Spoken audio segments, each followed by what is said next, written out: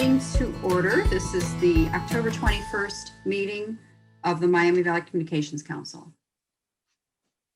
Before we start with the, let's do the pledge first. Jay, you want to lead us in the pledge? Sure.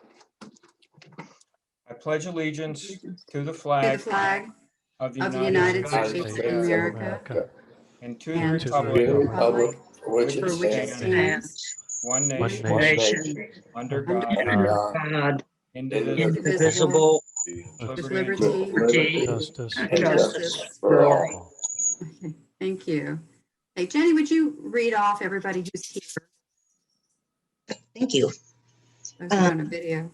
We have Joanne Rao, Brooks Compton, Here. Brian Wolfzig, George Bayless, Joe Here. Wanamaker, Here. Don Burchett, Here. Rob Stevens, Here. and Leanne Nash. Here. Thank you. Yeah. And hi, Miss Collins. There's And Ms. Michelle. Collins, yes. And Michelle Collins. Great to see you, Michelle. Sorry to be late, guys. Oh, you just missed the pledge. We'll let you do it later. Okay. All right, we have the minutes of the 19th meeting in front of us. If everybody's had a chance to review, I'll take a motion. Motion to accept the minutes. Second. Okay, all in favor, say aye. Aye. Aye. Any nays? Okay, I don't hear any nays. Okay, we'll move on to chair comments. Do we want to say anything about the vice chair appointment yet, Brian? Let's give everybody a chance to weigh in just in case we have some competition and next time around. I know For you those who didn't see the email, just, we are just looking shortly, and we're thank you looking for doing that. volunteers for the vice chair. So if anyone is interested, please let me know and we will hopefully make an appointment here at our next meeting. Sounds very good. Very good. It's certainly an enjoyable job. Jay makes it, and his staff make it an easy job as well. So Yes. I recommend it as a nice way to be involved and really understand what's going on in the organization. So. Okay, the next item is the Personnel and Finance Committee meeting that we had October 2nd. At this meeting, we reviewed the changes to the employee handbook. And Jay, did you want to elaborate on that? Or Joe, for that matter? You're still the chair, right? Joe is the chair. Yes. Right. Thought you're gonna find someone to take my place, Joanne. Well, we'll put that quest out too. Okay. Okay. Well, I think very quickly, we had distributed information to all the board members, kind of going over the changes. We sent out the red line version and also a clean copy. But I guess what I would say is there probably wasn't a section in the personnel regs that we didn't redo or rewrite in some way, shape, or form. There were some policies that we were probably missing that we added, and we just tried to make it a little easier to read, make it flow a little better, and we try to make the changes that made our rules and regulations consistent with the rules and regulations that apply to employees in our member cities. So we had a chance, an opportunity to have our attorney look over the changes. He concurred in what we were recommending. He had very, very few comments. So I feel comfortable that what we're presenting to you today is a pretty good outline of all the changes that were made. And with your concurrence, this is something we would like to put into effect either first part of November or the first part of December, just making sure that we cross all our T's and dot all of our I's. I know we have the minutes of the meeting as well as you've sent around a copy of the presentation, but is there any one or two or maybe half a dozen items you wanted to highlight?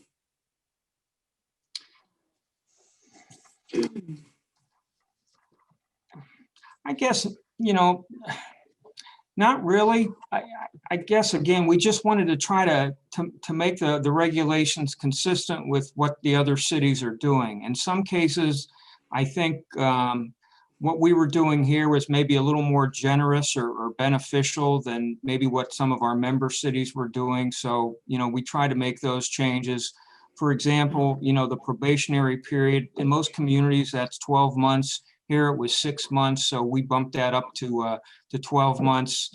We did some things with sick leave accrual. I think the benefits here were very generous. So we reduced how much sick leave time you can accrue. And again, that will impact new employees. It doesn't impact the existing employees that we have. I think we made a number of changes on use of social media and technology and things like that. I mean, those are some areas where it had been so long since we had updated the regulations that we really needed to add some additional language. So we tried to accomplish that as well. So I guess that's maybe a Reader's Digest version of some of the more significant things we tried to accomplish. Yeah, I think updating for social media has become a very important part of everybody's personnel handbook, and certainly is a sad but necessary thing to do these days. So Right. Mhm. Yeah. Somebody have any questions on that? We'll be voting on it later. No, everything was pretty clear that he sent out. Very good. Well, we'll move on to old business. The IFN Mvcc Maveka agreement update. Jay, I assume you're going to talk about this. Yes, I'm going to talk about that. Well, I'm pleased to report that we're finishing up the final details on the agreement for the phase 2 build. This encompasses about 17 miles of the ring. And what we're going to be doing is where we have traffic fiber in place right now, we're going to be taking that out and putting in the same 288 fiber strands and empty conduit that we used in phase 1. Our hope is to have a resolution for your consideration at your November 18 meeting. And if things go according to plan, we hope to get phase 2 started as early as the end of the year, if not by the end of the year, by the first part of 2021. That part of it should take about 7 or 8 months to complete. As you recall, our partner on this is going to pay for the entire phase 2 improvement. And then at the end of that, we will equally exchange fibers and conduit from phases 1 and 2. So that'll leave Mvcc with 144 strands of fiber. And our partner in this will have 144 strands of fiber. And then we'll split the empty conduit as well. With the conduit, we can sell that at some point in time down the road. The only thing the agreement requires is that both parties sell the conduit at the same time. So that's what we plan on doing anyway, but we put that in the agreement as well. So we're making good progress on the agreement. And as I said, we're shooting to have something before you at your meeting in November. If anyone has any questions, I'll try and answer them.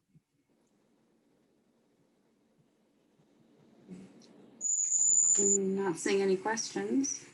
Thank you for that update, Jay. I know you sent along a draft of that agreement for everybody to look at. It looks like a great opportunity. So let's hope we can get that all finished up soon. We'll move to legislation. The other item, I'm sorry. Oh, I'm sorry. We have the budget item first. Yeah, the other item go I just ahead. wanted to mention was Yeah. the 2021 budget. Sheila's been working very hard on that, and she is in the process of just finishing up the details. We have scheduled a meeting with the Personnel and Finance Committee for November 9th to go over the details. Just looking at this at the 10,000 foot level, we had to dip into our reserves this year, and we'll do so again in 2021. So going forward, we need to focus on some opportunities for increasing our revenue stream. While the revenue that we'll generate through the fiber project will be helpful, it's a little too early to tell exactly how much revenue we might be talking about here. So we need to look at other revenue opportunities as well. We'll have more details on this in the coming months. Again, the other thing I would say is Sheila worked very long and hard on this budget, so I appreciate all of her efforts. If anyone has any questions right now, I'll try to answer them as best we can. Yeah, Jay, I have one. It's really not on that budget, but it's just something I was thinking about a couple weeks ago. Has anything gone anywhere on the project to look at our multiple channels that we have and to see if it's worth it to, eliminate one, cost savings, things like that? Because that was brought up by the subcommittee, and then it I think it got put by the wayside, which is fine due to the fiber project, which of course is, very important. But I was just curious if anyone started looking into that yet. Right. Well, Rob, I know that was a recommendation that came out of that. And I think as we start looking more closely at revenues, we'll look closely at expenses, and obviously the channels would be part of that component as well. So I know you worked hard as a member of that committee on that, and that was a recommendation. So we haven't forgotten about that. And again, I think that'll be part of our due diligence. Okay, that works. Thank you.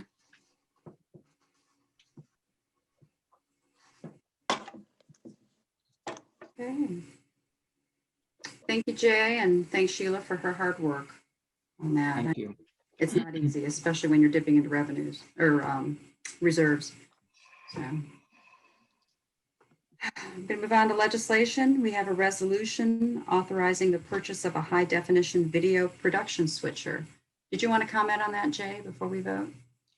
Well, I was just hoping that no one would ask me exactly what a switcher does, but I have been told it is the heart and soul of the production side of things.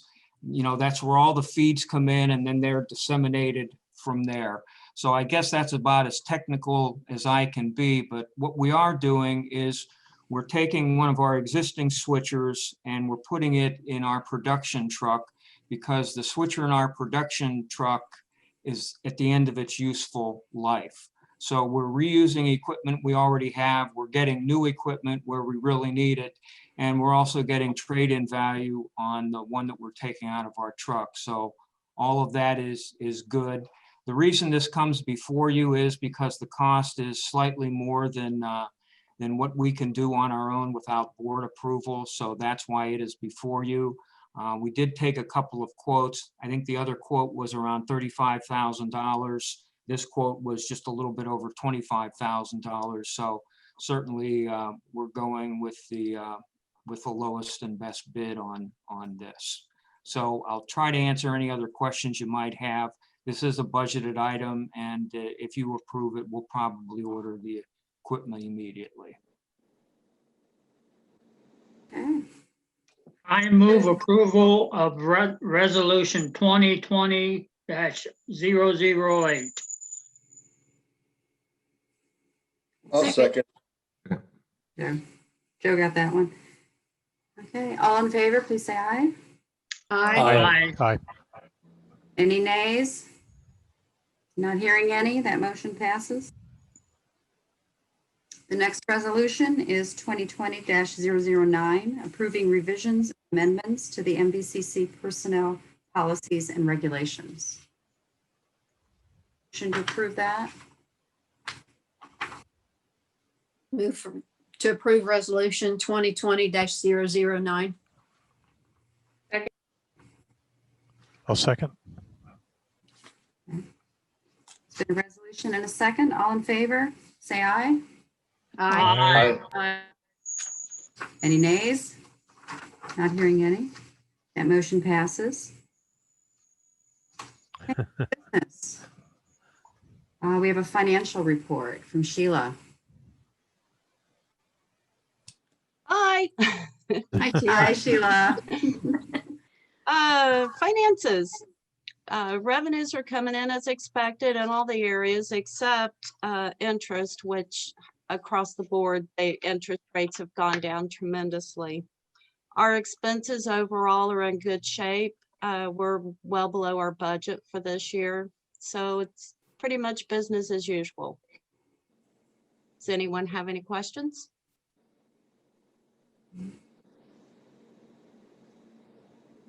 Thank you very much. You're welcome. Thank you, Sheila. Uh-huh. Mhm.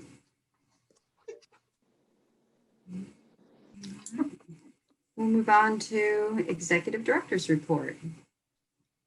Just a couple things, Madam Chair.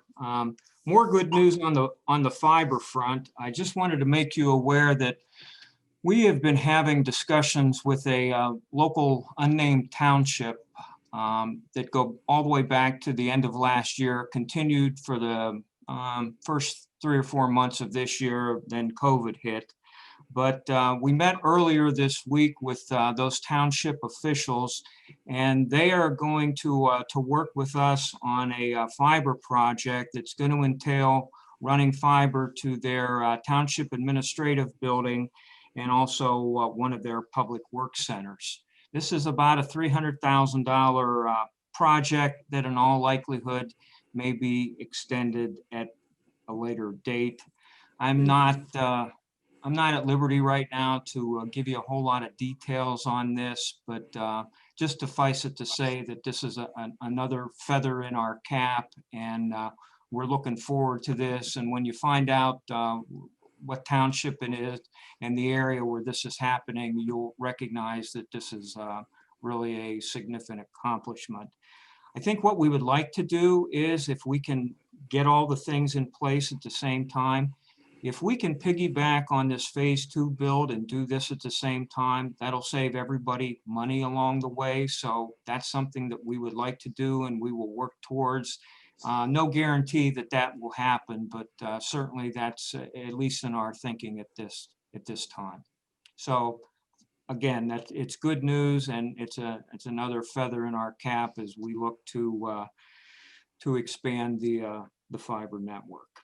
Any questions on that?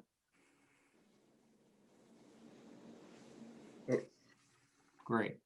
Yeah, I just want to commend you, Jay, for continuing to promote the fiber network. And those are opportunities that I think we'll all eventually benefit from. So thank you for that. Thank you.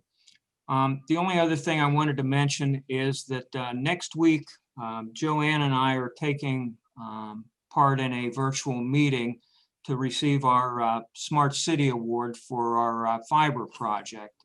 You might recall that we were supposed to travel to Denver earlier this year, but like so many conferences, that was canceled due to COVID. So they're having a virtual meeting next week, and we will be in attendance virtually.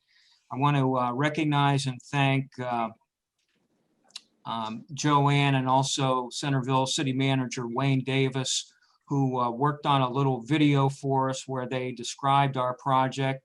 We were given all of 45 seconds to explain the fiber project, and I think Joanne and Wayne did an excellent job at doing that. So we turned that in, and that will be part of the program next week. So I just wanted to recognize and commend Joanne and Wayne for their help with our video, and also to Carl Sukamil, who did all the production and editing on it as well. Did all the magic. Congratulations. Yes, it was fun. Thanks. Jay, is there any way that you'd be able to circulate that video? We will do that, Brooks. And you know, if there's a way that somehow we can capture the part of the ceremony where, you know, our names are mentioned, Mvcc names is what I'm referring to, we'll certainly share that with you as well. Great, thank you. I want to point out too, there's a way to get to all the award-winning videos through the Mvcc website. And they're really worth going through and looking at. Some we know, they might have been events that took place in our cities, but I know the one that really surprised me was the Bluegrass concert, I believe it was. It was actually a fairly long one, so I didn't watch the whole thing, but that's a really nice concert. I was really impressed. Anyway, I advise everybody to get out there and check out the website and try to it'd be under Smart Cities, I believe is where I found it. So, you can link to all the videos that were promoted for an award, so. The production staff here does a wonderful job, and I can't say good enough things about the hard work that they do on an ongoing basis, and the relationship that they've established with the staffs from the member cities. I mean, that makes it all possible. So we enjoy working with our member communities, and I know they enjoy working with the staff here as well. So it's a good relationship. Good. All right. I'm Madam gonna Chair, move on. that's my only comments. Thank you. Okay, we'll move on to board comments. Does anybody have anything they'd like to discuss or ask about? The silence is deafening. Okay. I'm going to go ahead and adjourn the meeting. Thank you very much, everyone. And we'll see you next month. Next meeting is November 18th. So, Everybody stay well. yeah. Thanks, thank you. everyone. You too. Well, You all too. thank you. Bye-bye. Bye-bye.